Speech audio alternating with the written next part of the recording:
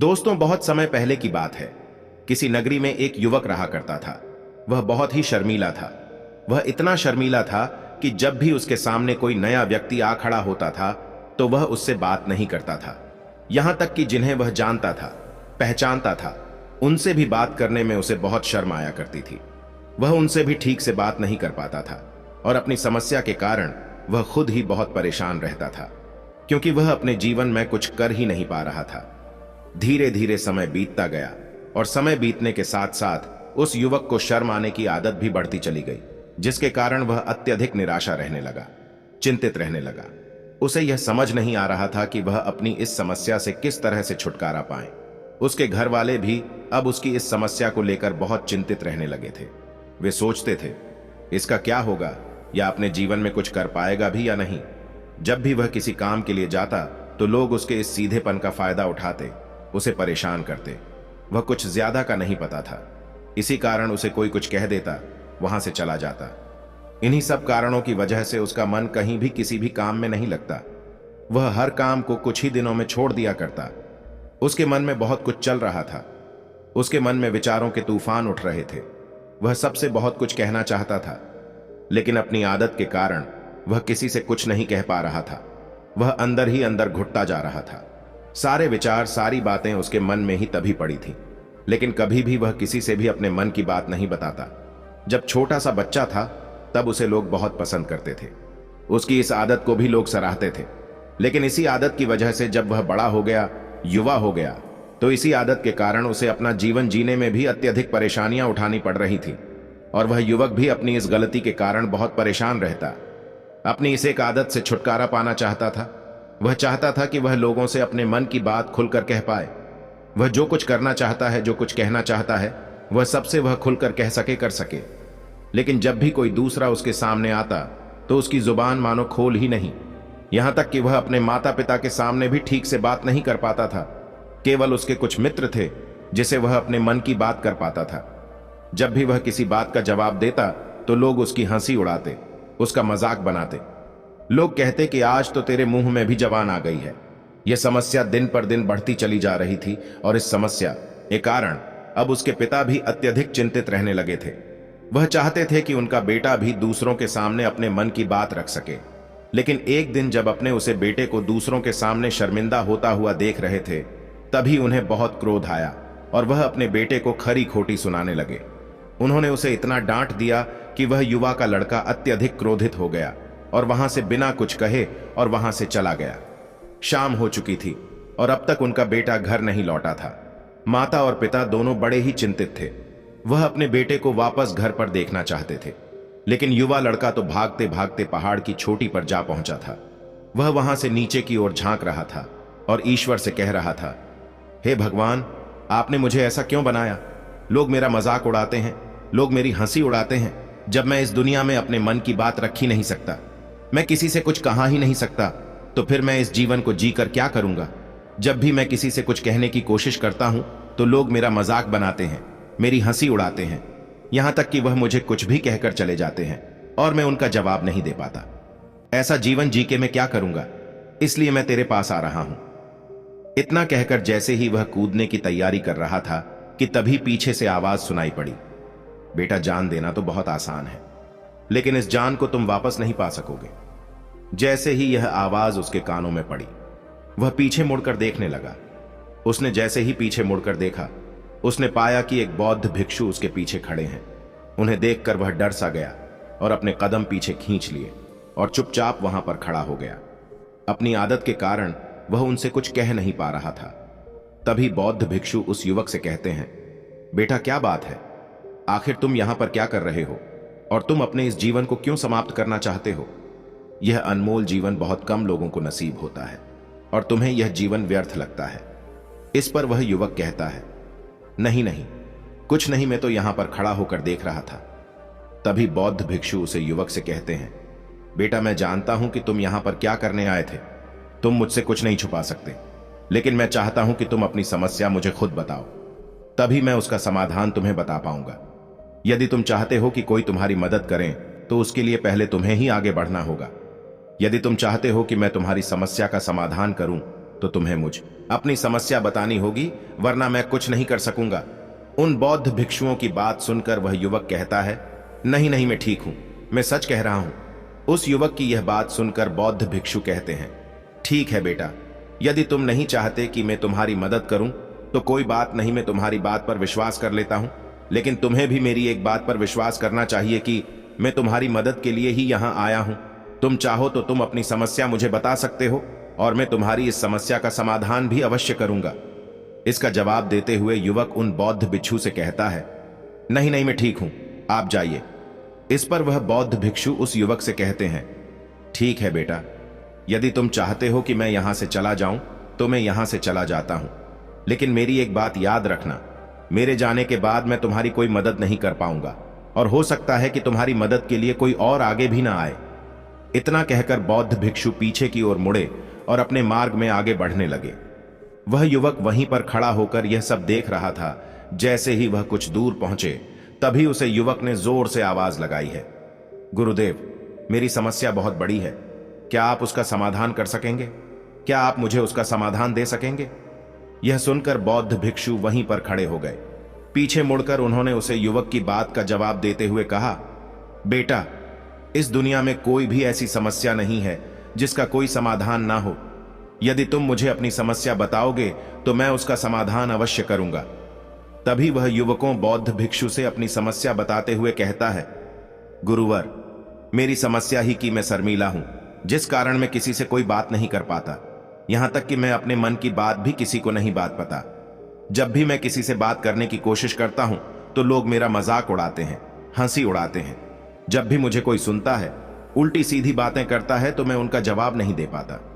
मैं लोगों की तरह चालाक बनना चाहता हूं, लोगों की तरह बातों का जवाब देना चाहता हूं, अपने मन की बात करना चाहता हूं।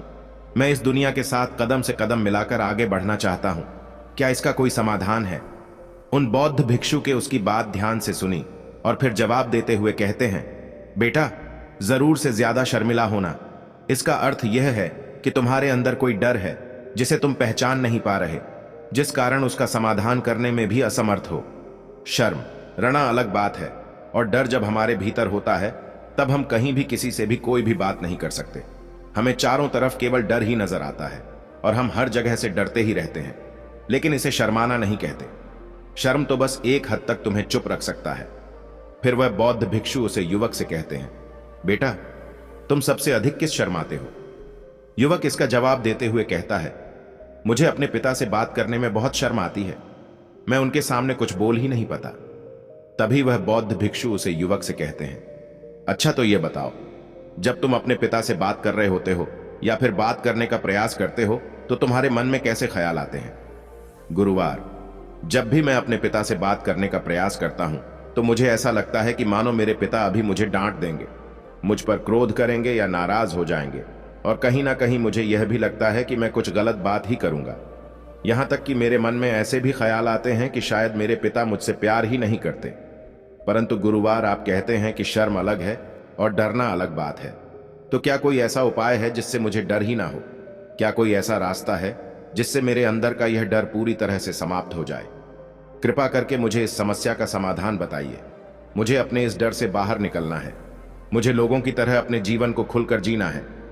युवक की यह सारी बातें सुनकर बौद्ध भिक्षु उसे युवक से कहते हैं, जाओ और अपने पिता से कहो कि मुझे कुछ काम करना है और उसके लिए मुझे आपसे कुछ धन चाहिए। यदि तुम उनसे धन मांगने में कामयाब हो गए तो मैं तुम्हें तुम्हारी समस्या का समाधान अवश्य बताऊंगा। वह युवक काफी घबरा गया और बोलता है कि है गुरुवार, मुझे यह कार्य न दीजिए, मैं उनसे कुछ नहीं कह पाता। उनके सामने तो मेरी बोलती तक बंद हो जाती है, मैं उनसे धन भला कैसे मांगूंगा? यह बात सुनकर बौद्ध भिक्षु उस युवक से कहते हैं, तब तो तुम्हारी समस्या का कोई भी समाधान नहीं है और ना ही तुम कभी भी अपने जीवन को खुलकर जी पाओगे। यह बात सुनकर युवक उन भिक्षुओं से कहता है, गुरुवार, ऐसा ना करें, कृपा करके मुझे कोई और कार्य बताइए, कोई ऐसा कार्य जिससे मेरे अंदर का डर पूरी तरह से समाप्त हो जाए, कोई ऐसा समाधान बताइए। इसका जवाब देते हुए वह बौद्ध भिक्षु उसे युवक से कहते हैं, बेटा, यदि तुम्हें अपने अंदर के डर को समाप्त करना है तो पहले तुम्हें मेरा यह कार्य करना होगा जो मैंने तुम्हें कहा है। वह युवक घबराकर काफ देर सोच विचार करने के बाद उन गुरुवर से कहता है, ठीक है, यदि आप चाहते हैं कि मैं इस कार्य को करूं तो मैं इसे करने का पूरा प्रयास करूंगा। इतना कहकर वह युवक अपने घर लौट जाता है। उसे देखकर उसके माता पिता बहुत खुश हो जाते हैं और वह युवक अपने पिता से डरते डरते कहता है, पिताजी, मुझे आपसे कुछ बात करनी है। इस पर उसके पिता कहते हैं, बोलो क्या बात है। युवक आगे कहता है, पिताजी, मैं कुछ काम करना चाहता हूं और उसके लिए मुझे आपसे कुछ धन चाहिए। क्या आप मुझे कुछ धन दे सकते हैं? इतना सुनकर उसे युवक के पिता ने उसकी ओर ध्यान से देखा।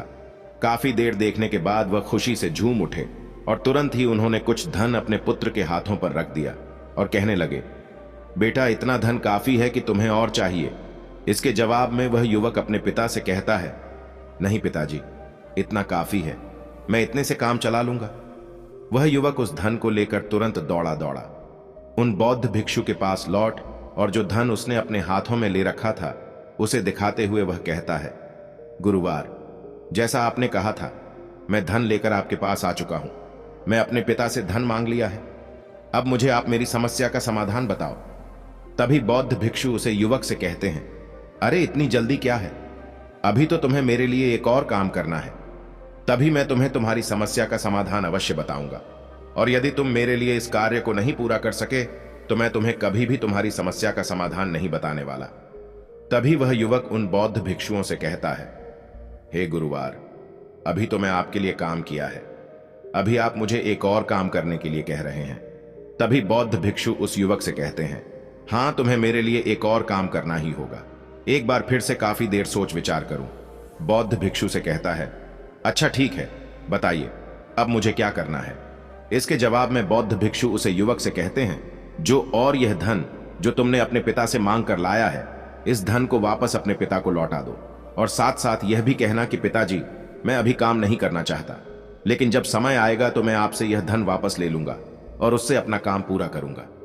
यह बात सुनकर युवक एक बार फिर से ऊपर से नीचे तक पूरी तरह से कांप गया और कहने लगा, गुरुवर, आप मुझे कोई और काम सौंप दीजिए, मैं उसे जरूर करूंगा, लेकिन अब यदि मैं धन लेकर उनके पास वापस गया तो वह क्या सोचेंगे मेरे बारे में? मैं तो शर्मिंदा हो जाऊंगा उनके सामने। लिए गुरुवार, कृपया करके मुझे कोई और काम दे दें। तभी बौद्ध भिक्षु उसे युवक से कहते हैं, बेटा, जो काम मैंने तुम्हें सौंपा है, तुम्हें इस कार्य को पूरा करना होगा, अन्यथा तुम्हारी समस्या का समाधान मैं तुम्हें नहीं बताने वाला। काफी देर सोच विचार करने के बाद वह उन बौद्ध भिक्षु से कहता है, ठीक है गुरुवर, मैं वापस जाता हूं और यह धन लौट कर मैं अभी आता हूं। वह तुरंत दौड़ा दौड़ा अपने पिता के पास वापस लौटा। उसने अपने पिता से कहा, पिताजी, मैं यह धन अभी नहीं लेना चाहता, अभी यह धन आप मुझे वापस ले लीजिए, जब मुझे कोई काम पड़ेगा तो मैं आपसे यह धन वापस ले लूंगा। उसके पिता ने उस युवक की तरफ घूर घूर कर काफी देर तक देखा और फिर मुस्कुराते हुए कहने लगे, बेटा, मैं समझता हूं कि किसी भी काम को शुरू करने से पहले हमें उसके बारे में जानकारी इकट्ठा करनी चाहिए। उसके बारे में समझना जरूरी है, कब क्या कैसे और कब तक करना है, इसके बारे में भी हमें जानकारी लेना जरूरी है। कोई भी काम ऐसे ही नहीं शुरू किया जा सकता, उसमें हम सफल होंगे या फिर नहीं, इसका भी अनुमान हमें लगाना पड़ता है। और जब हम इन सभी के बारे में सही जानकारी प्राप्त कर लेते हैं तभी हमें धन लगाना चाहिए। मुझे बहुत खुशी है कि तुमने यह सही निर्णय लिया है। जब तुम्हें यह समझ में आ जाए कि जो कार्य तुम करने जा रहे हो वह तुम्हारे लिए उचित है, तब तुम चाहो तो मैं तुम्हें यह धन वापस लौटा। युवक अपने पिता से यह सारी बातें सुनकर मन ही मन बहुत प्रसन्न था। उसने यह तो उम्मीद तक नहीं की थी कि उसके पिता हंसकर उसे इस तरह से सारी बातें समझाएंगे। वह मन ही मन यह सोच ही रहा था कि तभी उसके पिताजी उसके और करीब आए और अपनी उसे युवा बेटे को गले से लगा लिया। जैसे ही उसके पिता ने उस युवक को गले से लगाया, उसको बहुत अच्छा महसूस हुआ। उसका आत्मविश्वास, उसका हौसला और बढ़ता गया। उसके बाद युवक वापस उन गुरुवार के पास लौट और कहने लगा, गुरुवार, जैसा आपने कहा था मैं बिल्कुल वैसा ही किया है। मैंने धन अपने पिता को वापस कर दिया है। अब तो कृपया करके मुझे मेरी समस्या का समाधान बता दीजिए। तभी बौद्ध भिक्षु उसे युवक की तरफ देखकर मुस्कुराते हैं और इसी वक्त से कहते हैं, बेटा, इतनी जल्दी क्या है, अभी तो तुम्हें मेरे लिए एक और काम करना ही पड़ेगा। वह युवक कहता है, महाराज, आप आखिर मुझे बार बार इस तरह से कम क्यों करवा रहे हैं? क्या आपके पास मेरी समस्या का कोई समाधान नहीं है? कहीं आप मुझे बेवकूफ तो नहीं बना रहे? जिस तरह से लोग मुझे बेवकूफ बनाते हैं, लोग मुझे बेवकूफ बनाते हैं, क्या आप भी मेरे साथ वही तो नहीं कर रहे? आपने कहा जो अपने पिता से पैसे मांग कर लो। मैंने पैसे मांग कर लिया। आपने फिर कहा, ये पैसे अपने पिता को लौटा दो। मैंने आपके अनुसार बिल्कुल वैसा ही किया, और अब आप कह रहे हैं कि मैं आपके लिए एक और कम करूं। यह मुझे नहीं होगा। तभी बौद्ध भिक्षु उस युवक की तरफ देखकर मुस्कुराते हैं और कहते हैं, बेटा, बस यह आखिरी काम है और यह बहुत सरल भी है। तुम जैसे ही इस कार्य को पूरा करोगे, मैं तुम्हें वचन देता हूं कि मैं तुम्हारी समस्या का समाधान तुम्हें अवश्य बताऊंगा। इस पर वह युवक फिर से एक बार सोच विचार करता है और उन बौद्ध भिक्षु से कहता है, ठीक है, लेकिन यह आखिरी काम जो मैं आपके लिए करूंगा, बताइए मुझे क्या करना है। तभी बौद्ध भिक्षु एक मूर्ति निकालकर उसे युवक के हाथ में थमा देते हैं। वह मूर्ति दिखने में बहुत ही साधारण सी थी, लेकिन वह बौद्ध भिक्षु उसे युवक से कहते हैं, बेटा, तुम्हें इस बाजार में ले जाना है, इसे बेचना है और इसके बदले में तुम्हें 100 सोने के सिक्के लेकर आने हैं। जब तुम यह करने में सफल हो जाओगे, तभी मैं तुम्हें तुम्हारी समस्या का समाधान तुम्हें बता पाऊंगा। वह युवक उसे मूर्ति को अपने हाथ में लेकर बड़े ही गौर से देखा है और उन बौद्ध भिक्षुओं से कहता है गुरुवार, यह तो बड़ी ही साधारण सी मूर्ति लग रही है, मानो मिट्टी की बनाई गई हो। इसके लिए भला 100 सोने के सिक्के मुझे कौन देगा? कहीं आपका माथा फिर तो नहीं गया है? इसके 1 या 2 सोने के सिक्के मिल जाए, वही बहुत है, लेकिन इसके लिए 100 सोने के सिक्के कोई नहीं देगा। तभी बौद्ध भिक्षु उसे युवक से कहते हैं, बेटा, मैंने जो तुम्हें काम सौंपा है, यदि तुम उसे पूरा करोगे तभी तुम्हें तुम्हारी समस्या का समाधान मिल पाएगा। अन्यथा तुम चाहो तो अपने घर लौट सकते हो, फिर से वही अपने जीवन में, जहां लोग तुम्हारा मजाक बनाते हैं, लोग तुम्हें डरते हैं, सताते हैं। मैं तुम्हें यहां अपने डर को निकलने में तुम्हारी मदद कर रहा हूं। तुम मेरे यह काम करके अपने डर को धीरे धीरे भगा पाओगे। मेरे इस काम को पूरा कर दो, तुम्हें सब समझ आ जाएगा। वह युवक मन ही मन विचार करता है कि मुझे तो मेरी समस्या समाधान किसी भी हालत में चाहिए, का समाधान किसी भी हालत में चाहिए, जिस कारण वह उस मूर्ति को उठाकर बाजार की ओर चल पड़ता है। बाजार पहुंचकर वह एक जगह चुपचाप उस मूर्ति को लेकर खड़ा हो जाता है और इंतजार करने लगता है कि कोई आएगा और उसे मूर्ति के बारे में पूछेगा, और तब बहुत मूर्ति के लिए 100 होने के सिक्के की मांग करेगा। देखते ही देखते काफी समय बीत गया, लेकिन अभी तक उसके पास कोई भी व्यक्ति उसने सामने नहीं आया था। उसने आसपास देखा तो लोग चिल्ला चिल्लाकर अपने सामानों को बेच रहे थे, जोर जोर से आवाज लगा रहे थे। उसने भी सोच, यदि मुझे अपनी इस मूर्ति को भेजना है तो मुझे भी जोर जोर से आवाज लगानी होगी। उसे युवक ने चिल्लाना शुरू किया, लेकिन वह इतनी जोर से नहीं चिल्ला पा रहा था। उसकी आवाज उसे खुद तक सुनाई नहीं पड़ रही थी, तो भला उसकी आवाज को दूसरे कैसे सुनते, जिस कारण उसे कोई भी व्यक्ति खरीदने के लिए तैयार नहीं था। धीरे धीरे शाम का समय हो चुका था और उसे व्यक्ति को यह डर था कि कहीं वह बौद्ध भिक्षु वहां से कहीं चला ना जाए, अन्यथा उसे उसकी समस्या का समाधान कौन देगा। यह सोचकर उसने जोर जोर से आवाज लगानी शुरू की, 100 सोने के सिक्के में यह मूर्ति ले लो। उसकी आवाज सुनकर लोग उसके पास आने लगे और उससे यह सवाल करने लगे, इस मूर्ति में ऐसा क्या है जो तुम इसके लिए 100 सोने के सिक्कों मांग रहे हो? इसके अंदर ऐसा कुछ तो खास होगा ही। युवक काफी देर सोच विचार कर उसे युवक से कहता है, अगर ऐसी बात है तो इस मूर्ति को कोई नहीं खरीदने वाला। आखिर इस मूर्ति में ऐसा क्या खास है, यह तो तुम्हें बताना ही पड़ेगा। धीरे धीरे कई लोग उसके पास आए और सभी ने बस एक ही सवाल किया, आखिर इस मूर्ति में ऐसा क्या खास है, ऐसी क्या बात है जिसके लिए तुम सोने के सिक्के की माफ कर रहे हो? सोने के सिक्के देकर खरीदने के लिए तैयार नहीं था। वह निराश हो गया, उसे कुछ समझ नहीं आ रहा था कि वह क्या करें। तभी बाजार में उसने देखा कि कुछ लोग अपने सामानों की खासियत बता रहे हैं, उसे बेचने के लिए उसकी खास खास बातों के बारे में लोगों को समझ रहे हैं। यह देखकर उसने भी सोचा कि मुझे भी इस मूर्ति की कुछ खासियत लोगों को बतानी होगी। उसने फिर एक बार जोर जोर से आवाज लगाने शुरू की, समस्या का समाधान निकालने वाली मेरी गुरु की इकलौती मूर्ति, जो इस दुनिया में केवल एक ही है, जिसके पास भी यह मूर्ति होगी उसके घर में कोई समस्या नहीं होगी। यह मूर्ति उसे समस्या का समाधान तुम्हें अवश्य बताएगी। यह सुनकर लोग उसके पास पहुंचने लगे और उसे यह सवाल करने लगे, क्या सच में यह मूर्ति जिसके पास होगी उसके पास कोई समस्या नहीं होगी? क्या सच में यह सभी समस्याओं का समाधान करती है? इसका जवाब देते हुए युवक कहता है, सभी समस्याओं का समाधान कर देती है। यदि आप इस मूर्ति को ले जाते हैं, आपके घर में कोई भी समस्या होगी तो उसका समाधान यह पको अवश्य बताएगी, चाहे कोई भी समस्या हो, कैसी भी समस्या हो, कैसी भी परिस्थिति हो।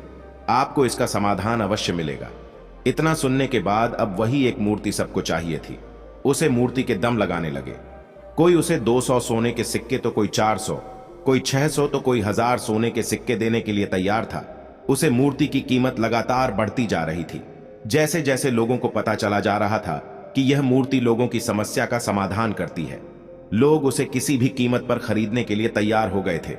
अब वह युवक की आत्मविश्वास के साथ और जोर से चिल्ला रहा था।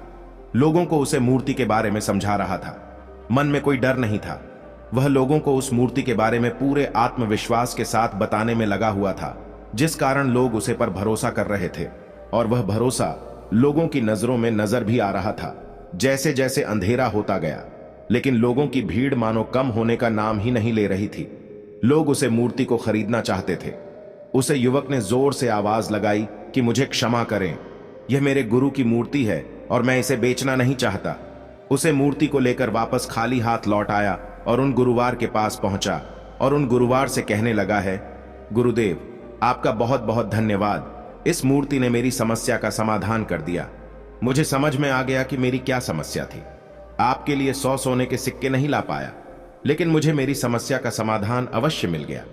आपका बहुत बहुत धन्यवाद। इस बात को सुनकर बौद्ध भिक्षु उसे युवक से कहते हैं, बेटा मैं तुम्हारी समस्या का समाधान नहीं किया है, तुमने तो खुद ही अपनी समस्या का समाधान किया।